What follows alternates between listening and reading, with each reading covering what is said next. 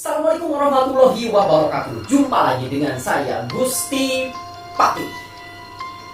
Mugia Rahayu Sagung Dumadi Sampurasun Sampurasun Sampurasun.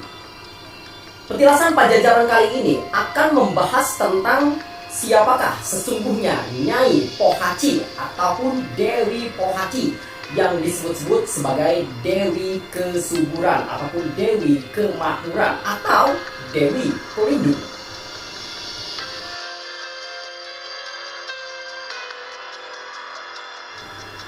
Dewi Pohaci adalah nama lain dari dewa mitologi Hindu di dalam kebudayaan Sunda dan adat istiadat Sunda.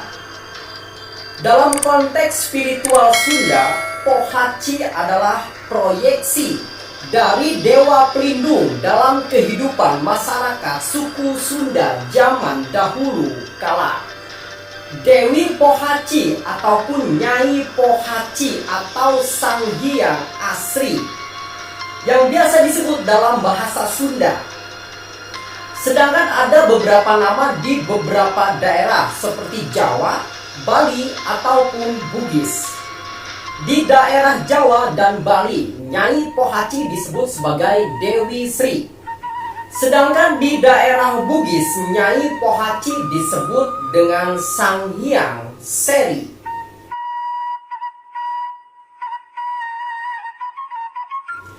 Nyai Pohaci ataupun Dewi Sri sudah dipercayai oleh masyarakat sebagai Dewi Kemakmuran ataupun Dewi yang membawa kesuburan atau yang disebut dengan Dewa Pelindung.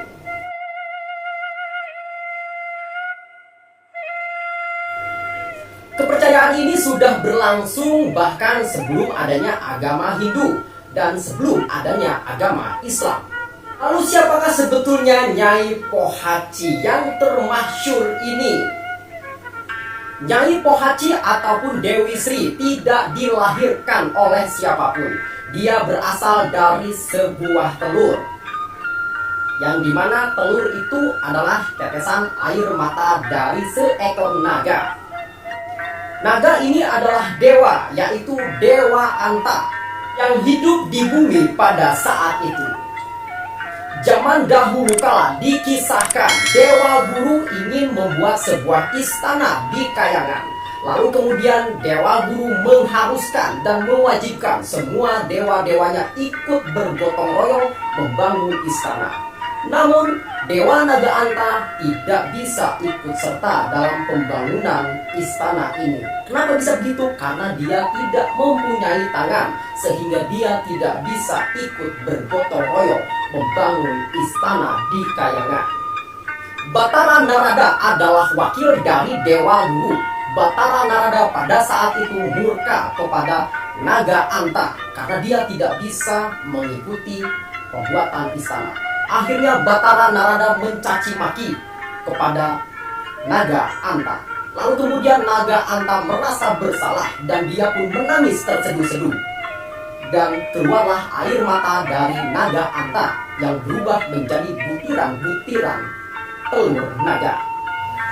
Akhirnya naga Dewa Anta pun pergi ke Kayangan untuk menyerahkan 3 butir telur tersebut kepada Dewa Guru.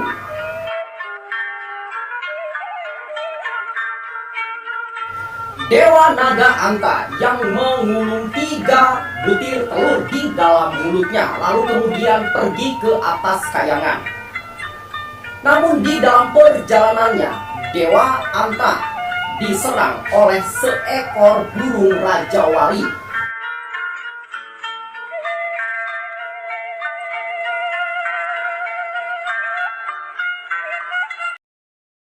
Naga Dewa Anta yang diserang seekor burung rajawali merasa kelabakan dan sangat khawatir dengan 3 butir telur yang dikulum di dalam mulutnya. Dia sangat khawatir sekali dengan serangan sang rajawali yang justru akan menjatuhkan 3 telur yang ada di dalam mulutnya tersebut.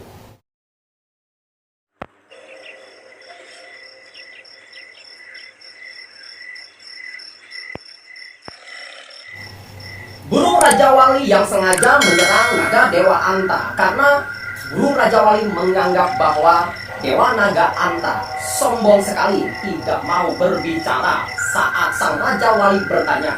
Wajar saja kalau misalkan Dewa Naga Anta tidak mau berbicara, karena di dalam mulutnya sudah ada 3 butir telur yang dia gulung.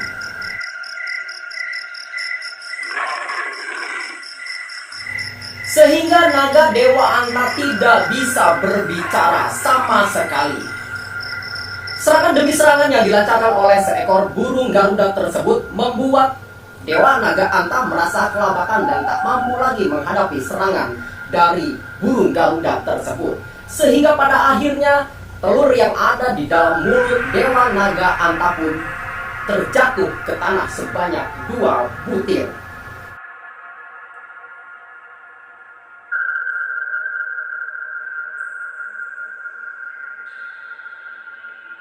Setelah menyaksikan 2 butir telur yang jatuh ke tanah, akhirnya Dewa Naga Anta pun semakin khawatir dan semakin cemas melihat keadaan yang dialami saat itu. Lalu kemudian sang naga Dewa Anta pun secepat kilat meninggalkan sang burung Garuda tersebut dan meluncur ke atas kayangan.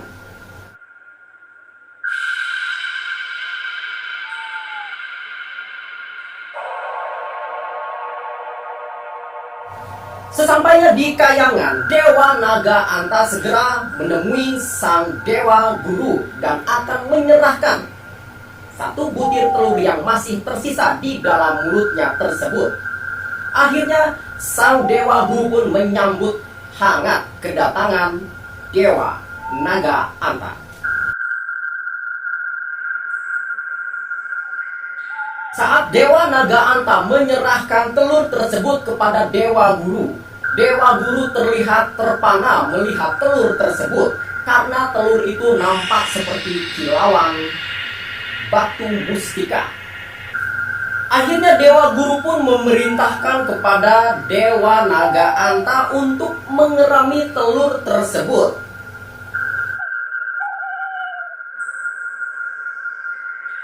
Setelah sekian lama naga Dewa Anta mengerami telur tersebut. Akhirnya telur tersebut pun menetas. Namun sangat ajaib sekali saat telur itu menetas, namun yang keluar bukanlah seekor bayi ular, melainkan sesosok bayi manusia yang merah mungil dan menggemaskan.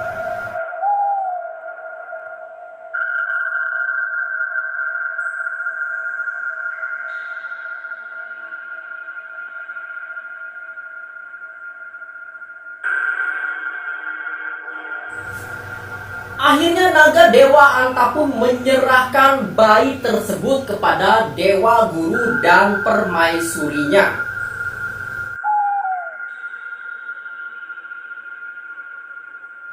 Dewa Guru dan permaisurinya dengan sangat senang hati sekali menerima bayi tersebut dan memberinya nama Pohaci.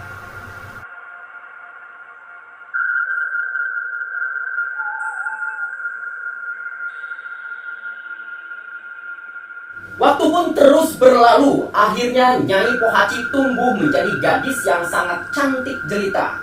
Karena kecantikannya, banyak para dewa-dewa di kayangan merasa jatuh cinta karena kecantikannya. Kecantikan Nyai Pohaci mengalahkan seluruh bidadari-bidadari yang ada di kayangan. Sehingga Dewa Guru pun jatuh cinta kepada Nyai Pohaci.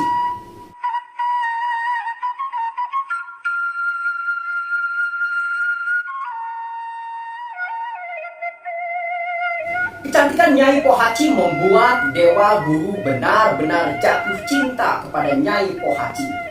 Akhirnya sang Dewa Guru pun berniat untuk menikahi anak angkatnya tersebut. Ini benar-benar luar biasa, membuat negeri kayangan menjadi geger karena ulah sang Dewa Guru yang akan menikahi Nyai Pohaci, yang jelas-jelas dia adalah anak angkat dari Dewa Guru tersebut.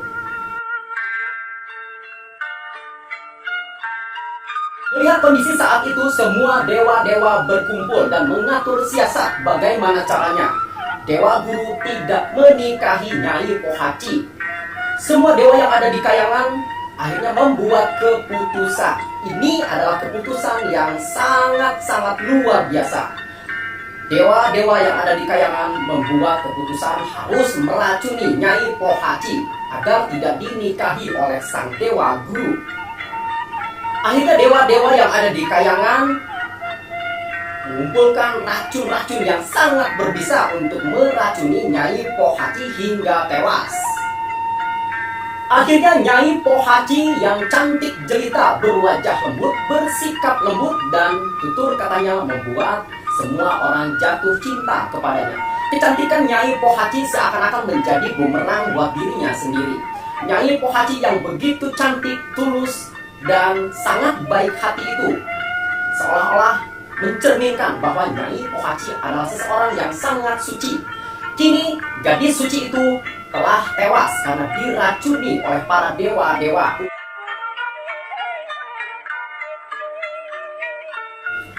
Akhirnya jasad Nyai Pohaci dibawa turun ke bumi oleh dewa-dewa dan dimakamkan di tempat yang tersembunyi. Setelah Nyai Pohaci tewas di tangan dewa-dewa yang meracuninya, akhirnya negeri Kayangan pun geger karena merasa kehilangan Nyai Pohaci.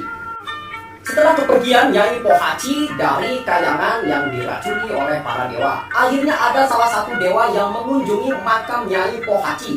Namun alangkah kagetnya dewa tersebut karena melihat ada tanaman padi yang tumbuh di atas kuburan Nyai Pohaci.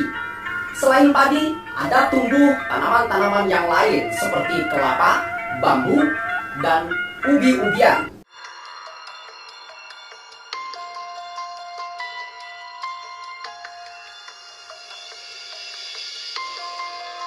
Tanaman padi yang tumbuh di makam Nyai Pohaci benar-benar bermanfaat untuk kehidupan manusia di bumi.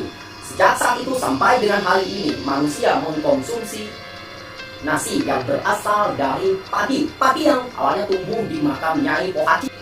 Nyai Pohaci ataupun Dewi Sri, Dewi Kesuburan, Dewi Kemakmuran, ataupun Dewa Pelindung. Sejak saat itulah Dewi Sri dipuja-puja sebagai Dewi Penyelamat dan Dewi Kesuburan. Saya Gusti Pati, Assalamualaikum warahmatullahi wabarakatuh.